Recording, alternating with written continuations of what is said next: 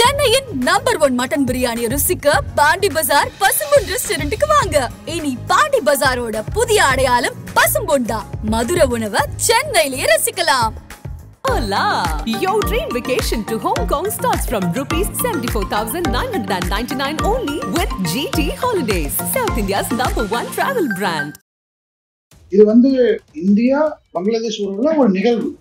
எப்படி கடந்த வருடம் இலங்கையில ஒரு இதே மாதிரி ஒரு பொருளாதார வீழ்ச்சி மக்கள் ஜனாதிபதி மாளிகையில பூந்து சூறையாடினாங்களோ அது மாதிரி இது ஒரு நிகழ்வு தான். இதனால ஒரு பெரிய ஒரு பாதுகாப்பு அச்சுறுத்தல் வரக்கூடிய ஒரு சூழல் உருவாகணும் என்று ரொம்ப ஒரு மிகைப்படுத்தி இருக்கிற நகர்வுல நம்ம இந்திய அரசு தரப்புல இதை அங்க இருக்கக்கூடிய இந்துக்களை பாதுகாக்க, அங்க இருக்கக்கூடிய இந்தியர்களை பாதுகாக்க என்ன மாதிரியான நடவடிக்கை எடுக்கப்படும் அப்படின்னு நீங்க நினைக்கிறீங்க? இப்ப அங்க இருக்கிற சில தகவல்கள் சோசியல் மீடியால வரதை பாத்தீங்கன்னா, குறிப்பாக அவங்களே பப்ளிக்கா அனௌன்ஸ் பண்றாங்க. இது மாதிரி மைனாரிட்டிஸ், குறிப்பாக இந்துக்களை அவங்களோட உரிமையை பாதுகாக்கக்கூடியது நம்மளுடைய கடமை. இதை ஒரு பெரிய ஒரு மத கலவரமாக மாற்றாதீர்கள் என்று வேண்டுகோள் விடுத்துக் கொண்டிருக்கிறார்கள். கவர்மெண்ட் எப்படி அப்ரோச் பண்றாங்கன்னு பாத்தீங்கன்னா, அவங்களுக்கு ஒரே சேனல், இந்த டிப்ளமேட்டிக் சேனல் மூலமாக அழுத்தம் கொடுத்து அந்த அவங்களுடைய பாதுகாப்பை உறுதி செய்யறதுக்கு அவங்க நடவடிக்கை எடுத்துக்கொண்டுதான் இருக்கிறார் என்று தெரிகிறது. இது சவுத் ஏஷியா சிண்ட்ரோம். யாரெல்லாம் பாத்தீங்கன்னா படிக்கிற மாணவர்கள் எல்லாருமே நம்ம ஊரு கூட படிச்சாலே ஐஏஎஸ் ஆகணும், ஐபிஎஸ் ஆகணும், அதுதான் உயர்ந்த படிப்பு, உயர்ந்த பதவி, அதற்கு மேல பதவி இல்லைன்னு இது ஒரு சமூக கட்டமைப்பு தான். ஒரு ஐஏஎஸ் படிச்சாதான் பெரிய படிப்பு, ஐபிஎஸ் படிச்சாதான் பெரிய படிப்பு, அதுக்கு மேல எல்லாம் படிப்பு கிடையாது, படங்கள் வருவதெல்லாம் இருக்கட்டும், இதுல இதெல்லாம் கட்டமைக்கப்படுது. ஸோ இதே தான் அங்கேயும். இது எல்லா தெற்காசியா சிண்ட்ரோம், சவுத் ஏஷியா சிண்ட்ரோம் எல்லா இதுலயும் மாணவர்களுக்கு ஒரு அப்ஜெக்ட்னு பார்த்தா இதுதான். அதுக்கு உண்டான வாய்ப்பு குறையும் போது கோட்டா மூலமாக அப்ப என்ன பண்ணுவாங்க, அந்த நமக்கு வாய்ப்பு குறைகிறது, அப்ப காம்படிஷன் இன்னும் இன்டென்சிஃபை ஆகும்.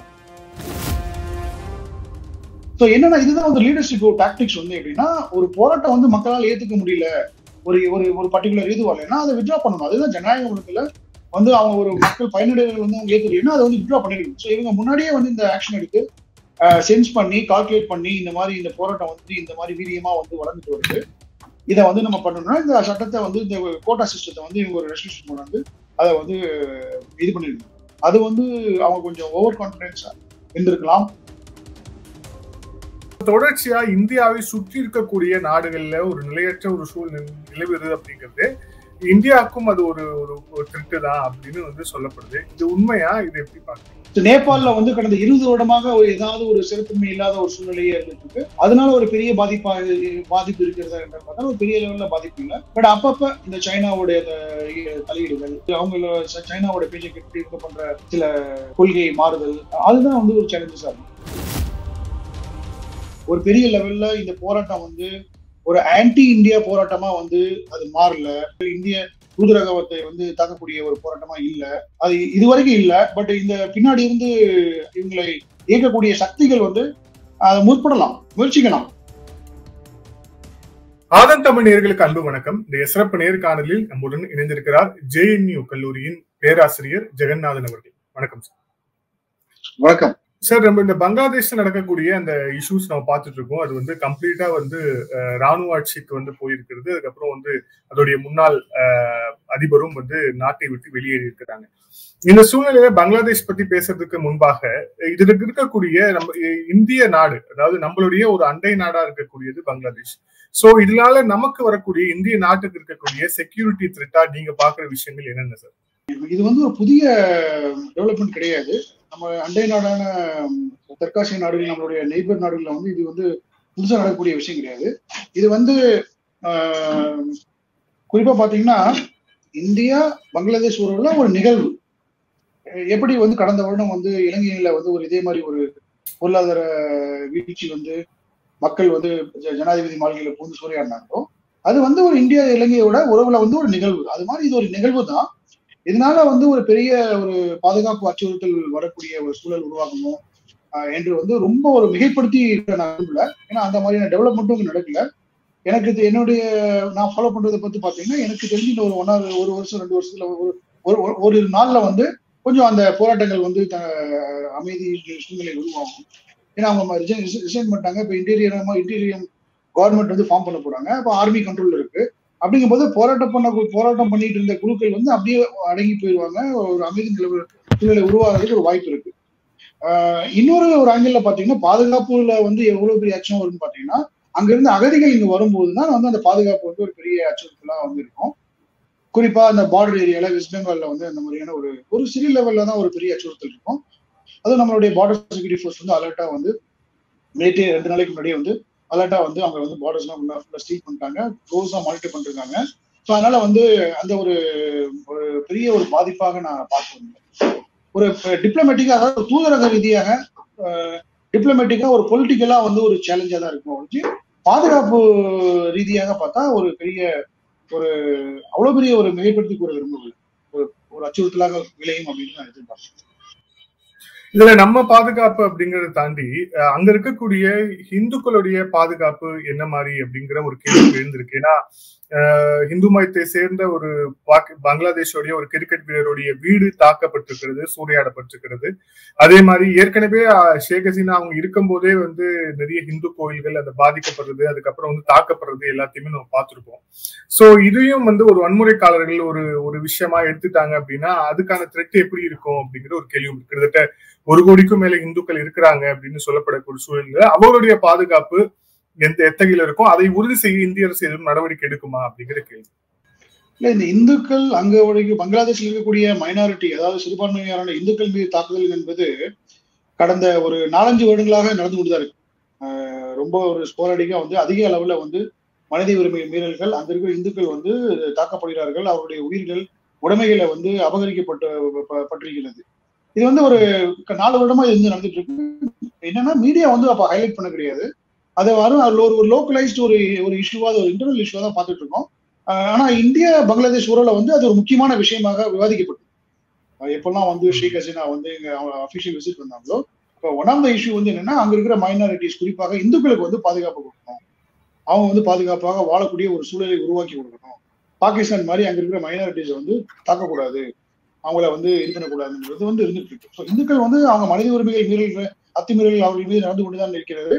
அவர்களுக்கு ஒரு டிஸ்கிரிமினேஷன் இருந்துட்டு தான் இருக்கு, அவர் மீது தாக்குதலும் நடந்து கொண்டுதான் இருக்கு, அவர்கள் உடைமைகள் குறிப்பாக அவங்களுடைய பிசினஸ் இதெல்லாம் வந்து தாக்கப்பட்டு கொண்டுதான் இருக்கு. அது வந்து அது வந்து அந்த ரேடிக்கல் எலிமெண்ட் வந்து ரொம்ப ஸ்ட்ராங். குறிப்பாக ஜமாத் இஸ்லாமி பங்களாதேஷ் வந்து அவங்களுடைய எஜெண்டாவே வந்து இங்க ஒரு முழு ஒரு இஸ்லாமிய நாடாக வந்து இதை மாற்றணும், அந்த மாதிரியான ஒரு கொள்கையில வந்து அவங்க படிச்சுட்டு இருக்காங்க. சோ இது வந்து நம்ம இந்திய அரசு தரப்புல இதை வந்து அங்க இருக்கக்கூடிய இந்துக்களை பாதுகாக்க, அங்க இருக்கக்கூடிய இந்தியர்களை பாதுகாக்க என்ன மாதிரியான நடவடிக்கை எடுக்கப்படும் அப்படின்னு நீங்க நினைக்கிறீங்க? இல்ல, அது நம்ம வெளியுறவுத்துறை அமைச்சர் வந்து இன்றைய நடந்த அனைத்து கட்சிகள் எதிர்கட்சிகள் அந்த கூட்டத்துல வந்து அவர் வந்து கிளியராக வந்து விவாதிச்சிருக்காரு. என்னன்னா இப்ப வந்து பவர் யார் இன்சார்ஜ்ல இருக்காங்கன்னா ஆர்மி தான் வந்து இப்ப இன்டீரியர் கவர்மெண்ட் வர வரைக்கும் ஆர்மி தான் இன்சார்ஜ் இருக்காங்க.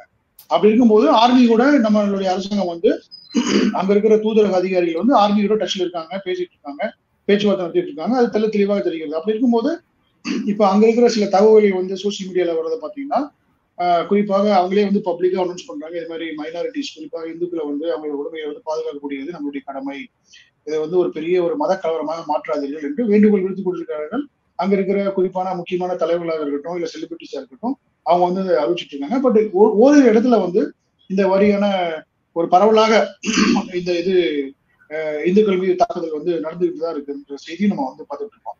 கவர்மெண்ட் வந்து எப்படி அப்ரோச் பண்றாங்கன்னு பாத்தீங்கன்னா, அவங்களுக்கு ஒரே சேனல், இந்த டிப்ளமேட்டிக் சேனல் மூலமாக அழுத்தம் கொடுத்து அந்த அவங்களுடைய பாதுகாப்பை வந்து உறுதி செய்யறதுக்கு அவங்க வந்து நடவடிக்கை எடுத்துக்கொண்டுதான் இருக்கிறார் என்று தெரிகிறது.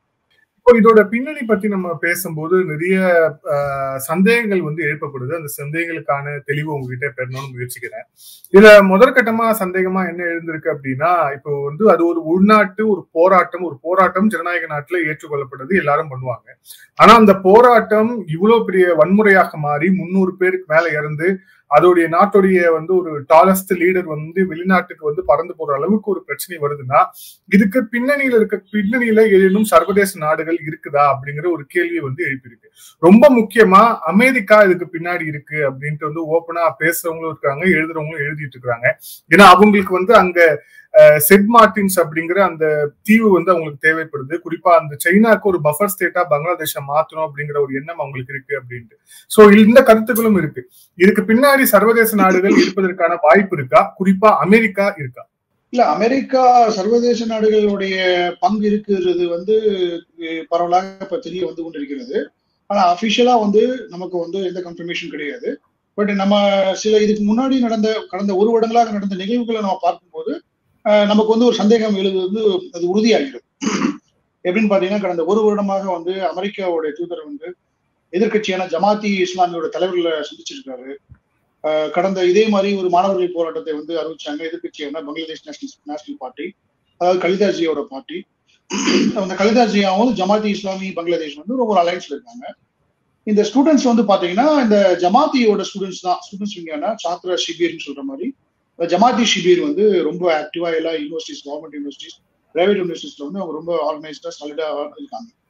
அப்படி இருக்கும் பட்சத்துல வந்து ஒரு ஜமாதி போன்ற இயக்கத்தை வந்து ஒரு அம்பாசிடர் வந்து சந்திச்சிருக்காரு கடந்த அக்டோபர் மாதம் பங்களாதேஷ்ல டாக்கால வந்து அமெரிக்கன் கிளப்ன்ற ஒரு இடத்துல வந்து சந்திச்சு கிட்டத்தட்ட 1.5 மணி நேரம் அவங்க வந்து விவாதிச்சிட்டாங்க. அதுக்கு அடுத்த நடந்த நிகழ்வுகள்ல பாத்தீங்கன்னா அந்த தூதர் வந்து பங்களாதேஷை சேர்ந்த எதிர்கட்சி தலைவர், மற்ற எதிர்கட்சி சின்ன சின்ன கட்சி தலைவர்களையும் சந்திச்சு பேசியிருக்காங்க, ராணுவ தளபதியை சந்திச்சு பேசியிருக்காங்க, சிவில் சொசைட்டி இன்ட்ராக்ட் பண்ணியிருக்காங்க. இதெல்லாம் வந்து அவங்க கண்டினியூஸா பண்ணிட்டு இருந்தாங்க. ஜனவரி பிப்ரவரியில எலெக்ஷன் வந்ததுக்கு அப்புறம் அவங்களுடைய கோரிக்கை என்ன வைக்கிறாங்கன்னா, இந்த தேர்தல் வந்து நேர்மையான முறையில் நடக்க வேண்டும். எதிர்கட்சி சொன்ன மாதிரி ஒரு இன்டீரியர் கவர்மெண்ட்டை ஃபார்ம் பண்ணிட்டு நீங்க தேர்தலை வந்து நடத்துங்க, அப்பதான் அந்த தேர்தல் வந்து நடுநிலைமையாக நடக்கும், எந்த ஒரு பாரபட்சம் இன்றி நடக்கும் அப்படின்னு ஒரு வேண்டுகோள் விடுத்தாங்க. அதை வந்து ஆளுங்கட்சியான அவாமி லீக் வந்து இந்த ஷேக் ஹசீனா வந்து அந்த அம்மா வந்து அதை நிராகரிச்சுட்டு தேர்தலை கண்டக்ட் பண்ணாங்க. அதுல சில குளறுபடிகள் வந்ததாகவும் அதன் மூலமாக அவர் ஜெயிச்சதாக ஒரு பரவலான ஒரு தகவல் இருக்கு. ஸோ அமெரிக்காவுக்கு வந்து நீங்க சொன்ன மாதிரி ஒரு ஐலாண்ட் அந்த மாதிரியான ஒரு ஸ்ட்ராட்டஜிக் இன்ட்ரெஸ்டோட ஒரு ரெஜிம் சேஞ்ச், ஒரு அரசாங்கம், ஒரு ஒரு ஒரு ஆட்சி, குறிப்பாக பங்களாதேஷ் போன்ற நாடு, சவுத் ஏஷியால இருக்கட்டும், இல்லைன்னா அந்த குளோபல் சவுத், தேர்ட் வேர்ல்டுன்னு சொல்ற மாதிரி அங்க வந்து ஒருத்தர் வந்து கண்டினியூஸா வந்து 3 முறைக்கு மேல இருந்தா அது வந்து சர்வாதிகாரமாக மாறிவிடும், ஒரு சர்வாதிகார நாடாக மாறிவிடும் என்பது குறிப்பாக அமெரிக்காவில் ஆட்சியில் இருக்கக்கூடிய இந்த ஜனநாயக கட்சி, இந்த டெமோக்ராட்ஸ் சொல்லுவாங்கல்ல, அவங்களுடைய கொள்கை, வெளியுறவு கொள்கையில ஒன் ஆஃப் த காம்பனன்ட் வந்து அதான். என்னன்னா அந்த டெமோக்ரஸி வந்து எக்ஸ்போர்ட் பண்ணணும், டெமோக்ரஸி வந்து ப்ரொமோட் பண்ணணும் உலகம் பூராக. எந்த ஒரு டெஸ்போட்டிக் அத்தாரிட்டேரியன் கவர்மெண்ட் வந்து எங்கேயும் வரக்கூடாது, டெமோக்ராட்டிக்லாம் எலெக்ட் வரக்கூடாது. அதோடைய விளைவு தான் நம்ம பார்த்தோம். அரப் ஸ்பிரிங் பார்த்தோம் 2010-11 வந்து இது மத்திய கிழக்கு ஆசியால வந்து நம்ம அந்த நிகழ்வுகளை பார்த்தோம். துனிஷியா, ஈஜிப்ட் ஒவ்வொரு அரசாங்கமா வந்து புரட்சி மூலமாக வீழ்த்தப்பட்டு இப்போ அங்க வந்து என்ன மாதிரியான ஆட்சி நடக்குது என்பது நீங்க மறுபடியும் பாத்தீங்கன்னா உண்மையா ஜனநாயக ஆட்சி நடந்தது என்றால் அது ஒரு பெரிய சந்தேகம் தான் இருக்கு. ஸோ அந்த மாதிரி ஒரு ரெஜிம் சேஞ்ச் வந்து கொண்டு வரதுக்காக அவங்க இங்க இருந்த ஒரு எதிர்கட்சிகளை வந்து அவங்க சப்போர்ட் பண்ணி அவங்களோட சிவில் சொசைட்டி மூலமா சப்போர்ட் பண்ணது வந்து மேடம் இவங்க ஷேக் ஹசீனாவே வந்து ஒரு இன்டைரக்டா ஒரு ரெஃபரன்ஸ் கொடுத்துருக்காங்க. there is a foreign hand, white hand வந்து behind this protest அப்படின்னு கூட ஒரு 2 வாரத்துக்கு முன்னாடி கூட அவங்க இந்த ப்ரொடெஸ்ட் நடக்கும்போது. இது மூன்றாவதா பாத்தீங்கன்னா இன்னொரு கேள்வி என்ன எழுதுனா, இது வந்து ஒரு இயற்கையாக ஒரு ஆர்கானிக்கா உருவான ஒரு போராட்டமா, மக்களால் உருவான ஒரு போராட்டமா அப்படின்னு பாக்கணும். இப்ப குறிப்பா நம்ம எப்படி கம்பேர் பண்ணோம்னா, இப்ப நம்ம ஊர்ல வந்து ஜல்லிக்கட்டுக்கு ஒரு போராட்டம் இருக்கு, அது வந்து ஒரு பெரிய மக்களால் தானாகவே உருவான ஒரு போராட்டம். அரசியல் கட்சிகள் வந்து அதுல வந்து தலையிட பார்த்தாங்க, அந்த சப்போர்ட் தான் பண்ணாங்க. ஆனா அவங்களை அந்த அளவுக்கு ஸ்பேஸ் கொடுக்கல. ஏன்னா யாரும் வந்து அவங்களுடைய அஜெண்டா வந்து ஹைஜாக் பண்ணக்கூடாதுன்றதுல அந்த ஒரு unorganised but it is very என்ன சொல்லுவாங்க ஒரு சாலிட் மூவ்மெண்ட். அவங்களுடைய அஜெண்டா வந்து கிளியர், எங்களுக்கு ஜல்லிக்கட்டுல வந்து இது விலக்கு கொடுக்கணும், அதை வந்து அலோவ் பண்ணணும், நடத்துறதுக்கு தடையை விலக்கணும்ட்டு. ஸோ அதை வந்து கவர்மெண்ட் வந்து கன்சிடர் பண்ணி அதை பண்ணிட்டாங்க. அவங்க கலைஞ்சு போயிட்டாங்க. அதோட அந்த நோக்கம் முடிஞ்ச உடனே அந்த போராட்டமும் வந்து நீர்த்து போய்விட்டது, முடிவுக்கு வந்தது. பட் நீங்க பங்களாதேஷ்ல பார்க்கும்போது அது ஒரு நேச்சுரலான ஒரு போராட்டமா இருந்தா, அந்த இடஒதுக்கீடுக்கு அகேன்ஸ்டா தான் நடந்த போராட்டம், அது வந்து இடஒதுக்கீடு வந்து ஜனநாயகத்துக்கு எதிரானது அப்படின்னு அப்படிதான் ஆரம்பிச்ச போராட்டம். நாளடைவில் என்னாச்சுன்னா ஷேக் ஹசீனா வந்து ரிசைன் பண்ணணும் அப்படின்னு ஒரு உருவா மாறிச்சு. ஒரு லாஸ்ட் 2 வீக்ஸா அது வந்து எப்படின்னா அப்படியே டர்ன் ஆச்சு. அதுக்கு முன்னாடி என்னாச்சு, ரிசர்வேஷனை முதல்ல வந்து ரிசர்வேஷனை கம்ப்ளீட்டா அபாலிஷ் பண்ணுங்க இந்த இதை வந்து அப்படின்னு, அதுக்கப்புறம் நீங்க அதை வந்து மாற்றத்தை கொண்டாங்க, ரிஃபார்ம் பண்ணுங்க, ரிசர்வேஷன் சிஸ்டத்தை, கோட்டா சிஸ்டத்தை ரிஃபார்ம் பண்ணுங்க அப்படின்னாங்க. அப்புறம் வந்து கடைசியா வந்து இல்ல ஷேக் ஹசீனா வந்து ரிசைன் பண்ணணும் அப்படின்ற ஒரு புள்ளிக்கு வந்து நிக்கிறாங்க. ஸோ ஒவ்வொரு இடத்துலயும் அவங்களோட கோல் போஸ்ட் வந்து மாறிட்டே வருது. இப்போ இவங்க ரிசைன் பண்ணி வந்ததுக்கு அப்புறம் தான் வந்து இந்த இந்துக்கள் மேல தாக்குதல் வந்து அதிகபட்சமாக வந்து நடத்தப்பட்டதாக தகவல் வந்து கொண்டிருக்கிறது. நம்ம அதை சோசியல் மீடியாலையும் பார்த்துட்டு இருக்கோம், நிறைய நியூஸ் ரிப்போர்ட்ஸ்லயும் வந்துட்டு இருக்கு. பரவலாக வந்து இந்த தாக்குதல் வந்து அவங்க அங்க இருந்து மதியத்துக்கு மேல அவங்க கிளம்புனதுக்கு அப்புறம் தான் இந்துக்கள் மேல. அப்படிங்கும்போது என்னாச்சுன்னா அவங்க எஜெண்டா அதை அச்சீவ் பண்ணதுக்கு அப்புறமும் அந்த போராட்டத்தை வந்து அவங்க திசை திருப்பி இன்னொரு ஆங்கிள் கொண்டு போறாங்க, ஒரு கம்யூனல் ஆங்கிள். அப்படிங்கும்போது இந்த ஒரு போராட்டத்தை அப்ப பின்னாடி இருந்து யாராவது இயக்குனாத்தான் இப்படி வந்து டைரக்ட் பண்ணி அவங்க நினைச்சபடி அவங்க எந்த எஜெண்டா கொண்டு போக முடியும். ஏன்னா மாணவர்களுக்கு வந்து எஜெண்டா வந்து கோட்டா தான், அவங்கதான் ஃப்ரண்ட்ல இருந்து போராடுறாங்க. அதுக்குள்ள வந்து சமூக சில ஆன்டி சோசியல் எலிமெண்ட்ஸ், சமூக விரோதிகள் எல்லாம் சேர்ந்து உள்ள புகுந்து இந்த இதை வந்து ஹைஜாக் பண்ணி அவங்க வந்து பின்னாடி அவங்க கொடுக்குற டைரக்ஷன்ல அது ஜமாத்திக்கு வந்து ஒரு பெரிய ரோல், மிகப்பெரிய ஒரு பங்கு இருக்கு ஜமாத்தி இஸ்லாமிக்கு. இந்த போராட்டத்தை வந்து ஒரு வயலண்டா டேர்ன் பண்ணி ஒரு அத்தாரிட்டியை வந்து வயலண்டா டேர்ன் பண்ணதுல ஒரு பெரிய பங்கு இருக்கு. ஆனா இந்த சூழ்நிலையும் வந்து ராணுவம் வந்து பங்களாதேஷ் ராணுவம் வந்து மிக நேர்த்தியாக செயல்பட்டதாக நான் பாக்குறேன். அவங்க இந்த சூழ்நிலையை வந்து பயன்படுத்தி ஆட்சியை நம்ம வந்து ராணுவ ஆட்சியை கொண்டு வரணும்னு எதிர்பார்க்காம இவங்களை வந்து பாதுகாப்பாக நாட்டை விட்டு வெளியேற்றம் செய்து விட்டு ஒரு இடைக்கால அரசை வந்து நாங்கள் கோஆர்டினேட் பண்ணி ஒரு எஸ்டாப்ளிஷ் பண்ணுவோம், அந்த கவர்மெண்ட் வந்து அடுத்த எலெக்ஷன்ஸை கண்டக்ட் பண்ணி மறுபடியும் நாங்கள் ஜனநாயகத்தை மீட்டெடுப்போம் அப்படின்னு ஒரு ஃபெசிலிட்டேட்டர் ரோல் வந்து பிளே பண்றது வந்து பங்களாதேஷ் ஆர்மி வந்து பாராட்டக்கூடிய விஷயமா தான் அது அப்சர்வர் நான் பார்க்கிறேன். இல்ல, ஆனா அது பங்களாதேஷ் ஆர்மி அது செஞ்சாலும் கூட ஷேக் ஹசீனா போன்ற அந்த ஒரு கட்சி வந்து எல்லாத்தையும் நிராகரிச்சுட்டு போறாங்க. இப்ப அவங்க அமைத்த அந்த அழைப்புல கூட எதிர்கட்சிக்கு அழைப்பு எடுத்திருக்குது, ஜமாத்திக்கும் அதுக்கப்புறம் இன்னொரு பிரதான கட்சிக்கும் நேஷனலிஸ்ட் கட்சிக்கும் அழைப்பு இருக்கு. ஆனா அதுல கூட ஷேக் ஹசீனா பார்ட்டிக்கு வந்து அழைப்பு இல்லை அப்படிங்கறத பாக்குறோம். சோ ஒட்டு மொத்தமா அவங்கள வந்து நிராகரிக்கிறதுக்கான வேறொரு காரணமா என்ன இருக்கு? ஏன்னா கண்ட்ரி நல்லா இருந்தது, ஜிடிபி நல்லா இருந்தது, கண்ட்ரியோட growth நல்லா இருந்தது. கோவிடுக்கு அப்புறம் எல்லா நாடுகளும் பின்னாடியே சந்தித்த மாதிரி அந்த நாடும் பின்னாடியே சந்தித்தது. ஆனா இதை ஒட்டு மொத்தமா அவர் ஒரு ஆட்டோகிராட்டு, அவர் வந்து நாட்டையே கெடுத்துட்டார் அப்படின்னு சொல்லிட்டு இப்ப பங்களாதேஷி அவர்கள் வந்து அந்த மீடியாஸ் எல்லாம் பேசுறாங்க. அப்புறம் வந்து அது அதிபர் மாளிகை சூறையாடிட்டு ஷேக் ஹசீனாவோட உடைகள்லாம் எடுத்துட்டு போறாங்க அப்படிங்கறது பாக்குறோம். இந்த அளவுக்கான வெறுப்பு அப்படிங்கிறது தூண்டப்படாம இருக்குமா? இல்ல, நம்ம இதெல்லாம் வந்து பாக்கலாம். ஆப்டிக்ஸ் வந்து இதெல்லாம் நான் சொன்ன மாதிரி ஒரு சில எலிமெண்ட்ஸ் வந்து இதை ஹைஜாக் பண்ணி இதை பண்ணிட்டு இருக்காங்க. அவங்க நாடு விட்டு வெளியேறதுக்கு அப்புறம் அந்த சிலையை உடைச்சதாக இருக்கட்டும், இல்ல அவங்க வீட்டுல புகுந்து லூட் பண்ணதாக இருக்கட்டும், இதெல்லாம் வந்து பாத்தீங்கன்னா there is a tool kit. இது ஒரு டூல் கிட் வந்து நம்ம கிளியரா தெரியும். இதே தான் ஸ்ரீலங்கால நடந்தது. ஸோ அதே மோடஸ் ஆபரண்டி, அதே மாதிரியான பேட்டர்ன், அதே மாதிரி அங்க ஸ்விம்மிங் பூல்ல போய் குளிக்கிறது, அதே மாதிரி அவங்க வீட்டுல இருந்து பெட்ஸ் எல்லாம் கொண்டு போறது, சோஃபாவை தூக்கிட்டு போறது, சாப்பாடு சமையல் ரூம்ல இருந்து சாப்பாடு தூக்கிட்டு போறது, இதுதான் நம்ம ராஜபக்ஷ வீட்டுல எப்படி ஸ்ரீலங்கன்ஸ் வந்து பண்ணாங்கிறத நம்ம இதே தான் பார்த்தோம். ஸோ அப்படின்னா என்ன பண்ணா ஒரு பேட்டர்ன் வந்து நமக்கு கிளியரா தெரியுது, இதே மாதிரிதான் அங்கேயும் நடந்திருக்கு, அதே தான் இங்க பண்ணிருக்காங்க அப்படின்ற போது ஸோ இது வந்து ஒரு குரூப் வந்து கரெக்டா இன்ஜினியரிங் பண்ணிட்டு இருக்காங்க. இந்த போராட்டத்தை இந்த மாதிரி கொண்டு போகணும், இன்டர்நேஷனல் லெவல்ல ஒரு எக்ஸ்போஸ் பண்ணணும். அதுல குறிப்பா இப்ப நம்மளுடைய அண்டை நாடான பாகிஸ்தானுக்கும் ரோல் இருக்கிறதாகத்தான் நம்ம பார்க்கணும். ஏன்னா அவங்களும் இந்த மாதிரியான கூட்டத்தை வந்து வழிநடத்திருக்கலாம், இந்த மாதிரி டைரக்ஷன் கொடுத்துருக்கலாம். நீங்க போயிட்டு அதை வந்து இது பண்ணுங்க, லூட் பண்ணுங்க, மீடியால நியூஸ்ல போகட்டும், அந்த சிலையை வந்து கீழே வந்து உடைச்சு தள்ளுங்க. அது வந்து இதெல்லாம் வந்து டைரக்ஷன் இல்லாம வந்து இது பண்ணது வந்து ஒரு குறிப்பிட்ட குரூப்ஸ் வந்து இதை ஹைஜாக் பண்ணதாக தான் தோணுது. ஏன்னா அவங்களுடைய எஜெண்டா வந்து ரெசிக்னேஷன் பண்ணிட்டாங்க, போயிட்டாங்க, அடுத்த கவர்மெண்ட் வருது. அப்படிங்கும் போது இவங்க இந்த அளவுக்கு அந்த போராட்டத்தை வழிநடத்தி கொண்டு போய் பண்றது வந்து கிளியரா வந்து இது ஒரு பின்னாடி இருந்து ஒரு இன்ஜினியரிங் பண்ண ஒரு குரூப் வந்து இந்த போராட்டத்திலே வந்து கரெக்டா வழிநடத்தி அவங்களுடைய எஜெண்டாவுக்கு என்னென்ன பண்ணணும்னு கிளியர் கட் டைரக்ஷன். இது ஒரு ஆப்டிக்ஸ், ஒரு இன்டர்நேஷனல் மீடியா அட்டென்ஷன் வரும். பங்களாதேஷ்ன்ற ஒரு நாடு வந்து ஒரு இன்டர்நேஷனல் லெவல்ல வந்து ஒரு கேலி இதாக பார்க்கப்படும். ஏன்னா இப்ப நீங்க சொன்ன மாதிரி கடந்த 5 வருடங்களாக வந்து ஒரு கம்பாரிசன் வந்ததுன்னு பாத்தீங்கன்னு வச்சுங்களேன், பாகிஸ்தான் பார்லிமெண்ட்லேயே இருந்து எழுப்பப்பட்டது. பங்களாதேஷ் நம்மளை விட்டு பிரிஞ்ச பங்களாதேஷ் 50 வருடத்தில் ஜிடிபியில வந்து இன்னைக்கு தெற்காசியா வந்து நம்பர் 1 ஜிடிபியா இருக்கு. பாகிஸ்தான் எங்க போயிட்டு இருக்கு அப்படின்னு ஒரு எம்பி கேள்வி எழுப்பினார், பார்லிமெண்ட்ல கேள்வி எழுப்பினார். நீங்க என்ன பண்ணிட்டு இருக்கீங்க, ஆட்சி பண்ணிட்டு இருக்கீங்க? அவங்க நம்ம 50 வருஷத்துல இருந்து வந்துட்டு அவங்க எவ்வளவு அருமையா வந்து அவங்க பொருளாதாரத்தை கொண்டு போயிட்டு இருக்காங்க, இந்தியாவோட ஜிடிபி அதிகமாயிட்டு இருக்கு, எல்லா ஸ்டாண்டர்ட்லயும் அவங்க அதிகமாயிட்டு இருக்காங்க அப்படின்னு.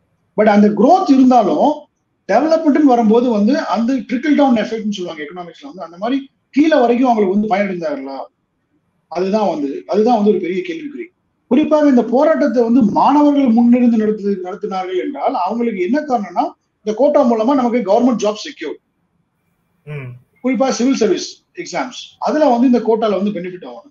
இது வந்து சவுத் ஏஷியா சிண்ட்ரோம். யாரெல்லாம் வந்து பாத்தீங்கன்னா படிக்கிற மாணவர்கள் வந்து எல்லாருமே நம்ம கூட படிச்சாலே ஐஏஎஸ் ஆகணும், ஐபிஎஸ் ஆகணும், அதுதான் உயர்ந்த படிப்பு, உயர்ந்த பதவி, அதற்கு மேல பதவி இல்லைன்னு இது வந்து ஒரு சமூக கட்டமைப்பு தான்.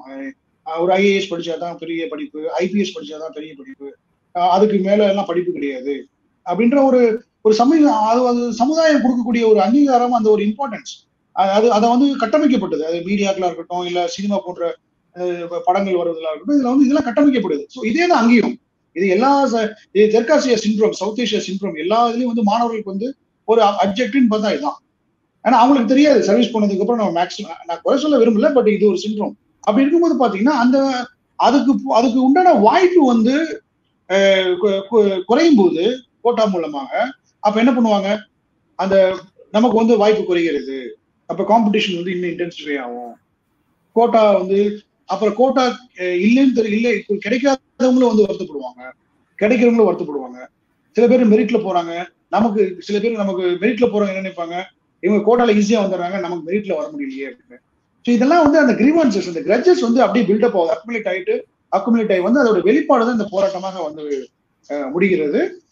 இந்த கோட்டா சிஸ்டத்தையும் பாத்தீங்கன்னா இவங்க வந்து 2018 வந்து ஒரு எக்ஸிக்யூட்டிவ் ஆர்டர் கொடுத்து இந்த ஷேக் ஹசீனா அரசாங்கம் வந்து அந்த கோட்டா சிஸ்டத்தை வந்து காலி பேசி ரிமூவ் பண்ணிட்டு மறுபடியும் மெரிட் பேஸ் சிஸ்டமே 90% மெரிட் பேஸ் சிஸ்டமே வந்து பண்ணுவோம்னு சொல்லி ஆர்டர் கொடுக்குறாங்க.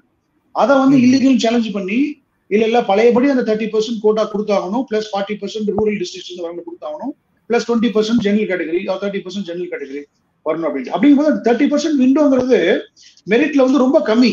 ஏன்னா அந்த 30% விண்டோல அதிகமா வந்து இப்ப நீங்க இந்த போராட்டம் பாத்தீங்கன்னா இது வந்து ஒரு அர்பன் மூவ்மெண்ட் தான். ஆனா அதுக்கு தான் நான் வந்து இப்ப நான் ஜல்லிக்கட்டு வந்து ஒரு எக்ஸாம்பிளா சொன்னேன். ஜல்லிக்கட்டு போராட்டம் வந்து சென்னையில தான் வந்து ஒரு பெரிய லெவல்ல ஒரு தலைநகரத்துல இருந்த ஒழிஞ்சு மற்ற இடத்துல ஆங்காங்கே சின்ன சின்ன போராட்டமா இருந்தாலும் அது வந்து ஒரு ஒரு பரவலான ஒரு ரூரல் லெவல்ல இல்ல செமி அர்பன் லெவல்ல இருந்து உருவாகி அப்படியே பெருக்கும் மேல வந்த ஒரு போராட்டம் கிடையாது. ஸோ இதுல யாரு பாதிக்கப்படுறாங்கன்னா அந்த 30% வந்து பாத்தீங்கன்னா அந்த அந்த அந்த அர்பன் ஸ்டூடெண்ட்ஸ் மோஸ்ட்லி அவங்க வந்து இந்த 30%க்குள்ள குறுகிடுறாங்க. அப்புறம் இந்த இப்போ இவங்களுக்கு அந்த கோட்டா கொடுக்கலன்னா இந்த ரூரல் ஸ்டூடெண்ட்ஸ் அவங்களுக்கு ஒரு 40% என்ஜாய் பண்ணிட்டு இருந்தாங்க கோட்டா, ரூரல் டிஸ்ட்ரிக்ட்ஸ் வராங்க, அவங்க வந்து ரொம்ப பாதிக்கப்பட்டாங்க. ஸோ 2 தடவும் வந்து பாதிப்பு இந்த கோட்டா சிஸ்டத்தினால. ஸோ அதுதான் அதோட வெளிப்பாடு. அதை கரெக்டா வந்து ஜமாத் இஸ்லாமி வந்து பயன்படுத்திக்கிட்டாங்க. அந்த ஒரு ஸ்டூடெண்ட்ஸோட அந்த போஸ்ட்டை வந்து கரெக்டா பயன்படுத்தி சேனல் பண்ணி இது ஒரு மூவ்மெண்ட் ஆக்கி அதை பின்னாடி வந்து நல்லா கோஆர்டினேட் பண்ணி அவங்களுடைய அச்சீவ்மெண்ட்ஸ் வந்து ஷேக் ஹசீனா கவர்மெண்ட் வந்து ரெஜிம் சேஞ்ச் பண்ணணும் அப்படின்ட்டு. அதுதான் வந்து நான் சொன்ன மாதிரி நீங்க நம்ம சந்தேகப்படக்கூடிய வெளிநாட்டினுடைய ஒரு தலையீடாக இருந்தால் இதாக தான் இருக்கும். ஏன்னா ரெஜிம் சேஞ்ச் பண்ணணும், மறுபடியும் வந்து ஜனநாயக முறையில எலெக்ஷன் வந்து ஒரு கவர்மெண்ட் வந்து கொண்டு வரணும் அப்படின்ற ஒரு முயற்சி தான். இதுல இப்ப டூல் கிட் அப்படின்னு சொல்லிட்டு ஒரு விஷயத்த சொன்னீங்க. இப்போ வந்து அவங்க எப்படி வந்து இலங்கை பாராளுமன்றத்துல இலங்கை அதிபர் மாளிகை எப்படி சூறையாடப்பட்டதோ அதே புரோட்டோடைப்பா தான் பங்களாதேஷ் நடந்தது அப்படின்னீங்க. அப்போ இன்னொரு விஷயத்தையும் கனெக்ட் பண்ணலாம்ல. இப்ப அங்க எப்படி இடஒதுக்கீடுனால ஒரு மிகப்பெரிய போராட்டம் வெடித்ததோ அதே மாதிரிதான் வந்து நம்மளுடைய மணிப்பூர்லயும் வந்து வெடித்தது. அதே இடஒதுக்கீடு சம்பந்தமான போராட்டம் அதுவும் அது மாறிச்சு அப்படிங்கிற போது சோ இதை ரெண்டுத்தையும் கம்பேர் பண்ண முடியாது. அப்போ அது அங்க நடக்கிறதுக்கு முன்னாடி இங்க நடத்திருக்காங்க, ஆனா இங்க ட்ரை பண்ணிருக்காங்க, ஆனா இது அந்த அளவுக்கு சக்சஸ் ஆகல அப்படிங்கிற மாதிரியான கன்க்ளூஷன் நம்ம போக முடியாதா? இல்ல மணிப்பூரும் சேம் தான், அதுவும் சேம் தான். அதுவும் நான் சொல்றேன், இது வந்து சவுத் ஏஷியால இருக்கிற ஒரு சிண்ட்ரோம். எல்லாருமே வந்து கவர்மெண்ட் ஜாப் போகணும், அது குறிப்பா civil service, state service, public service போகணும். அங்க அதேதான், அந்த ஒரு கம்யூனிட்டிக்கு வந்து கோட்டால குறையும் போது இன்னொரு கம்யூனிட்டிக்கு வந்து அவங்க மலையில பஹாடி அதாவது ஹில்ஸ் ஏரியால இருக்கவங்க பிளைன் ஏரியால இருக்காங்க. ஹில்ஸ் ஏரியா இருக்கவங்களை வந்து நீங்க ட்ரைப்ஸா நீங்க கன்சிடர் பண்றீங்க, அவங்களே வந்து பிளைன் ஏரியால இருந்தாங்கன்னா அவங்க ட்ரைப்ஸா வந்து கன்சிடர் பண்ண மாட்டீங்க. ஸோ இந்த சேம் இதுதான் லடாக்லயும் இருக்கு. லே லடாக்லயும் தான் அவங்க அதான் கேட்டுட்டு இருக்காங்க, எங்களையும் வந்து நாங்க ட்ரைபல்ஸா கன்சிடர் பண்ணுங்க, நாங்களும் மலையில தான் வாழ்ந்துட்டு இருக்கோம் அப்படின்ட்டு. ஸோ இது வந்து பரவலாக, அதாவது நம்ம தெற்காசியால வந்து இந்த ரிசர்வேஷன் குறிப்பாக இந்த மாதிரியான குரூப்ஸ், எத்னிக் குரூப்ஸ், மார்ஜினலைஸ்டு குரூப்ஸ்க்கு வந்து இது வந்து ஒரு பெரிய ஒரு வாழ்வாதாரத்துக்கான ஒரு போராட்டமா தான் அவங்க வந்து முன்னெடுத்து வைக்கிறாங்க. மணிப்பூர் இன்சிடென்ட் நீங்க சரியா கரெக்டா தான் சொன்னீங்க. பட் மணிப்பூர் என்னன்னா அந்த ரெஜிம் சேஞ்ச் வந்து அது வந்து ஒரு ஸ்டேட் அண்டர் ஒரு சின்ன மாநிலம், நம்மளுடைய மாநிலம். ஸோ அங்க பாத்தீங்கன்னா வந்து அந்த ரெஜிம் சேஞ்ச் வந்து நீங்க சிஎம் வந்து மாத்தவே இல்லை, கவர்மெண்ட் வந்து அவங்க வந்து மேனேஜ் பண்ணிட்டு தான் இருந்தாங்க. இன்னும் அது போராட்டங்கள் இப்போ நடந்துதான் இருக்கு. போராடிக்க வயலன்ஸ் முன்ன நடந்த அளவுக்கு இல்லை. அதே மாதிரி வெளிநாட்டு தலையீடுகள் வந்து அங்க வந்து கண்ட்ரோல் பண்ணப்பட்டிருக்கிறது. அது இல்லாமல் கூட இருக்க சொல்லலாம். ஏன்னா நம்ம இந்த இந்தியன் கவர்மெண்ட் என்ன பண்ணாங்கன்னா 2014 ஆட்சிக்கு வந்ததுக்கு அப்புறம் இந்த மோடி கவர்மெண்ட் வந்து 2014 FCRA guidelines, foreign contribution regulation act கொண்டு வந்தாங்க. அப்படிங்கும் போது பாத்தீங்கன்னா இந்த என்ஜிஓ சிவில் சொசைட்டிக்கு வந்து ஃபாரின்ல இருந்து ஃபண்ட் வருது இந்த நேம் ஆஃப் டெவலப்மெண்ட் இல்லை name of education, health, rural development அந்த அதெல்லாம் வருது. ஸோ அது மூலமா அவங்களை அந்த ஃபண்ட்ஸை வந்து மொபிலைஸ் பண்ணி அவங்களை எம்பவர் பண்ணி இந்த மாதிரியான ஜனநாயக முறையான போராட்டத்துக்கு வந்து அவங்க பயன்படுத்திட்டு இருந்ததெல்லாம் வந்து ரெகுலேட் பண்ணிட்டாங்க. ஸோ எஃப்சிஆர்ஐ வந்து நிறைய பேருக்கு லைசன்ஸ் கேன்சல் பண்ணிட்டாங்க, பெரிய பெரிய ஆர்கனைசேஷனே கேன்சல் பண்ணிட்டாங்க. அதுக்கு முன்னாடி நீங்க பாத்தீங்கன்னா இதே போராட்டம் நடந்துட்டு இருக்கு, நம்ம ஊர்ல நடந்திருக்கு. கூடங்குளம் அனல் மில் போராட்டம் ரொம்ப நாளா நடந்தது, நம்ம பார்த்தோம். ஏன் இப்போ பஞ்சாப் விவசாயிகள் போராட்டம் நடந்தது. பட் என்னன்னா இதுல ஒரு லீடர்ஷிப்போட ரோல் வந்து ஒரு இம்பார்ட்டன்ட் ரோல பார்ப்பேன். என்னுடைய அசஸ்மெண்ட் எப்படின்னா, ஷேக் ஹசீனா ஒன் மந்தா இந்த போராட்டம் போயிட்டு இருந்தது. அவங்க வந்து ரொம்ப கான்பிடென்டா நம்பி இருந்தாங்க, இது நம்ம போலீஸை வச்சோ இல்ல ஆர்மியை வச்சு நம்ம கண்ட்ரோல் பண்ணிடலாம் அப்படின்னு அவங்க ரொம்ப நம்பி இருந்தாங்க. அது வந்து ஒரு ஓவர் கான்பிடன்ஸ், மிஸ்கால்குலேஷன் தான் சொல்றாங்க. ஸோ இப்போ அதே தான் இப்போ ஃபார்மர்ஸ் ப்ரொடெஸ்ட், விவசாயிகள் போராட்டம் பண்ணும்போது உடனே பிரைம் மினிஸ்டர் அந்த சட்டத்தையே வந்து வித்ட்ரா பண்ணார். அது வந்து எல்லாருமே ஷாக் ஆயிட்டாங்க. ஏன்னா இந்த நிறைய தலைவர்களே சொன்னாங்க இந்த சட்டத்தை வந்து வாபஸ் வாங்குறதுக்கு வாய்ப்பே கிடையாது அப்படின்னு. பாஜகவுடைய சில தலைவர்களே வந்து சொன்னாங்க, இந்த சட்டத்துல வந்து ஒரு சட்டத்து கூட நம்ம வந்து மாற்ற முடியாது, இது வந்து அருமையான சட்டம், இதை மாற்ற முடியாது. ஆனா உடனே அடுத்த நாளே வந்து அந்த சட்டத்தை வந்து ஒரு வாபஸ் வாங்குறேன்னு சொல்லிட்டாரு. அதுக்கப்புறம் இந்த போராட்டம் அப்படியே டைல்யூட் ஆச்சு. ஸோ என்னன்னா இதுதான் வந்து லீடர்ஷிப் டாக்டிக்ஸ் வந்து எப்படின்னா, ஒரு போராட்டம் வந்து மக்களால் ஏத்துக்க முடியல, ஒரு ஒரு பர்டிகுலர் இது வரலன்னா அதை வித்ட்ரா பண்ணணும். அதுதான் ஜனநாயக முறையில வந்து அவங்க ஒரு மக்கள் பயனடைகள் வந்து அவங்க ஏத்துக்கலைன்னா அதை வந்து வித்ட்ரா பண்ணிருக்கணும். ஸோ இவங்க முன்னாடியே வந்து இந்த ஆக்ஷன் எடுத்து சென்ஸ் பண்ணி கால்குலேட் பண்ணி இந்த மாதிரி இந்த போராட்டம் வந்து இந்த மாதிரி வீரியமா வந்து வளர்ந்துட்டு வருது, இதை வந்து நம்ம பண்ணணும்னா இந்த சட்டத்தை வந்து இந்த கோட்டா சிஸ்டத்தை வந்து இவங்க ஒரு ரெசல்யூஷன் கொண்டு வந்து அதை வந்து இது பண்ணிருக்கணும். அது வந்து அவங்க கொஞ்சம் ஓவர் கான்பிடன்ஸா இருந்திருக்கலாம், நம்பி இருக்கலாம், அவங்களுடைய ராணுவ தளபதிகள்லாம் நம்பி இருந்து சரி இவங்கெல்லாம் கண்ட்ரோல் பண்ணிடுவாங்க அப்படின்னா. இல்லைன்னா தவறான தகவல்கள் அவங்க கிரவுண்ட் ரியாலிட்டி எப்படின்னு அவங்களுக்கு கொடுத்துருக்கலாம். ஏன்னா அவங்க டாப் லெவல்ல இருக்காங்க, அவங்க கிரவுண்ட் ரியாலிட்டி நியூஸ் பேப்பர்ல வருது, இதுதான் அவங்க வந்து பார்த்துட்டு இருப்பாங்க. இல்லை இன்டெலிஜென்ஸ் ஏஜென்சி இருப்பாங்க. ஸோ இன்டெலிஜென்ஸ் ஏஜென்சி தவறான ரிப்போர்ட் கொடுத்துருப்பாங்க, இல்ல இந்த போராட்டம் வந்து ஸ்டூடெண்ட்ஸா கலைஞ்சு போயிடுவாங்க அப்படின்னு. ஸோ அது ரொம்ப அக்ரவேட் ஆக என்ன ஆகுதுன்னா, அவங்க பியாண்ட் த கண்ட்ரோல் போனது வந்து அவங்க ஆன்டிசிபேட் பண்ணல. ஏன்னா மாப் வயலன்ஸ்ன்றது, பிளாஷ் மாப் வயலன்ஸ் வந்து it's like a fraction of seconds they do. அது வந்து நீங்க ராணுவத்தையும் கொண்டு போயிருந்தாலும் ஒரு 5000 பேர் 6000 பேரை நீங்க வந்து கொல்ல முடியாது. எந்த ராணுவமே வந்து அந்த அவங்க நாட்டு மக்கள் ஒரு 5000 பேர் 6000 பேர் இருக்காங்கன்னா அவங்கள வந்து நம்ம இது பண்ண வெக்கேட் பண்ண சொல்ல முடியாது. இல்ல இன்னொரு முக்கியமான விஷயமா இருக்கிறது அப்படிங்கிறது, இப்போ பங்களாதேஷ் பத்தி சொல்லும் போது நீங்க ஆரம்பத்திலேயே சொல்லிட்டீங்க, ஒரு இன்டர்ம் கவர்மெண்ட் வந்துடும், அதுக்கப்புறம் வந்து நடக்க வேண்டிய தேர்தல் நடக்கும், அதுக்கப்புறம் புது அரசு வரும் அப்படின்னு சொல்லிட்டு.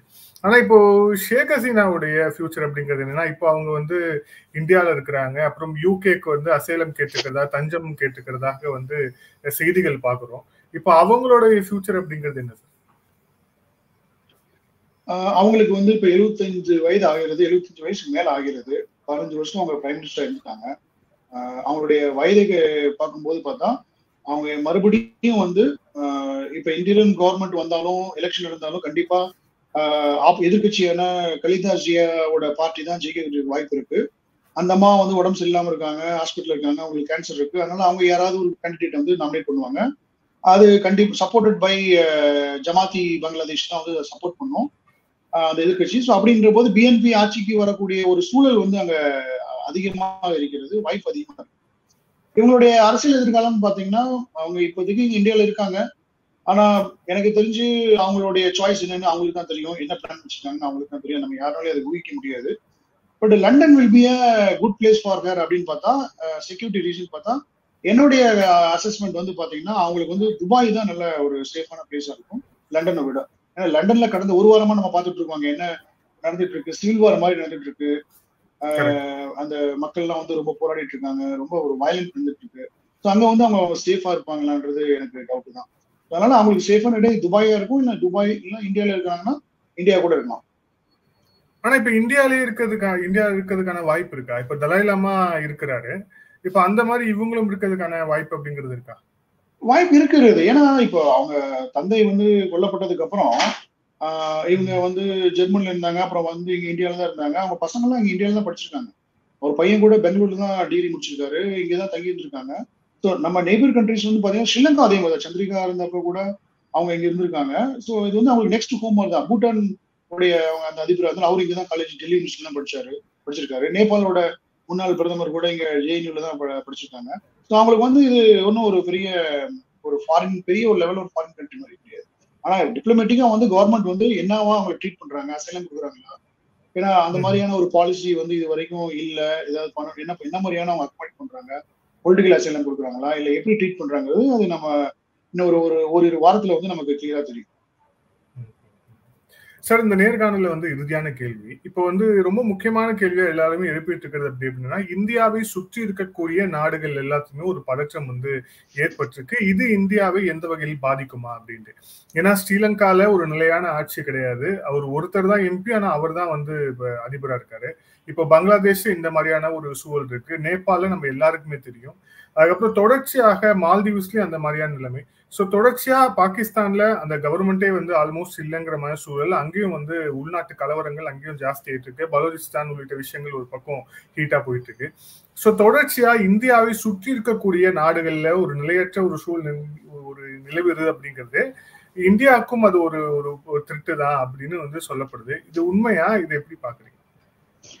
இல்ல, ஒரு ஸ்டேபிள் கவர்மெண்ட் நம்மளுடைய நெய்பர்ஸ் வந்து ஸ்டெபிலிட்டியா ஸ்டேபிளா இல்லைன்னா நம்ம வந்து கொஞ்சம் அது சார்ந்த சில பாதிப்புகள் இருக்கத்தான் செய்யும்.